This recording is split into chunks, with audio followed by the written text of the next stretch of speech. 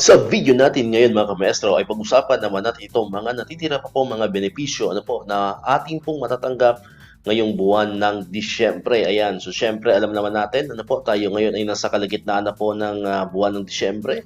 Ayan, malapit na po ang Kapaskuhan, malapit na rin po ang New Year. Ayan, so syempre ang iba ay uuwi ng mga probinsya, mga kamaestro. Ang iba naman ay mag-unwind pansamantala kasi syempre sa loob ng isang taon ay bihira lang po tayo magsama-sama ng ating mga pamilya, kahit paano ay bigyan natin ang ating mga sarili na makapag-relax, makapag-unwind man lang para pagdating ng 2025 ay mas magiging masaya po ang ating pagsalubong sa ating bagong taon mga kamaestro. So syempre, pag tayo ay uuwi ng probinsya, tayo ay mag-unwind, ayan, kailangan natin syempre ng budget mga kamaestro. So alamin po natin ngayon, ano pa ba yung mga natitira mga blessings na inaasahan po natin na matatanggap po natin ngayong buwan ng Disyembre, especially po sa mga government employees mga kamaestro. Ayan, so unahin natin tong PEI, yung Productivity Enhancement Incentive mga kamaestro. So ito po ay 5,000 pesos, ayan, 5K po yan, at yan po ay binibigay not earlier than December 15 for every year, pero ngayong taon, marami po mga SDO, particularly po sa TEPED, mga kamaestro, marami na mga SDO po na naibigay na po ang PI nitong mga nakarang araw, mga kamaestro. Ibig sabihin, mas maaga po sa binigay pong date sa guidelines po ng releasing ng PI, meron ng mas maaga po nag-release ng 5K, mga kamaestro. Ayan. Next naman po ay yung ating mainit na balita ng mga kamaestro. So, yung kahapon lang po ito, pumutok yung balita na mayroon ng administrative order para dito sa Service Recognition Incentive. Ayan, so yan po yung pangalawa sa inaasahan po natin na magiging blessing or darating na blessings po sa ating mga government employees mga kamaestro.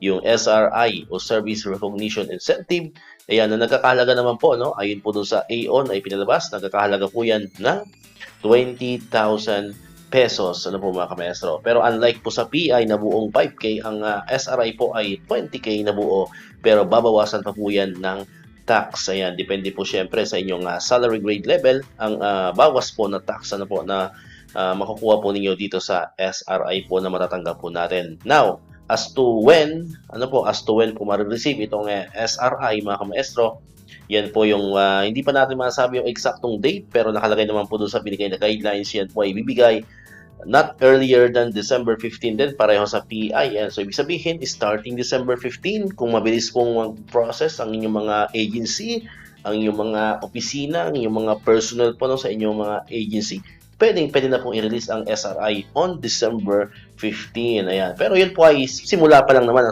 Po mga kamaestro, hindi naman sinabing December 15 lamang. Ayan. So, simula po December 15, kung hindi man na matanggap ng December 15, 16, 17 onwards mga kamaestro. Ayan, pero inaasahan po natin na ito ay sana mas masarap, mas maganda, mas masaya kung itong SRI ay mai-release nga bago dumating ang December 25. Ayan, para naman baka kasi magkaroon na naman ng comparison magkumpara na naman po yung iba't ibang mga department. Ay, bakit sa kanila meron na, sa amin wala pa po. So sana po ay magawa ng paraan yan, mahanapan agad ng pondo, ng savings, sa bawat agency para at least before December 25 ay matanggap na po ng lahat itong ating SRI para lahat naman ay merry ang Christmas. Alright, so yan mo, So yan muna po yung dalawang sigurado po, na matatanggap po natin na mga blessings pa mula po sa ating gobyerno, mga kamaestro, yung PI and SRI. Alright, so dito ko natatapusin itong ating video ngayon mga kamaestro. Kung hindi ka pa nakakapag-subscribe, click mo na ang subscribe button dyan para ikaw yung unang nakakapanood ng mga videos na ina-upload natin. Katulad dito, yung mga updates pa rin about sa SRI, about sa PEI, and other benefits sa mga teachers and government employees. And syempre, click mo na rin ang notification bell button para man-notify ka. Always updated ka pag may mga bago tayong uploaded na videos. Sa muli, maraming salamat sa inyong panonood at pakikinig. Once again, El Maestro. See you on my next vlog. Bye-bye!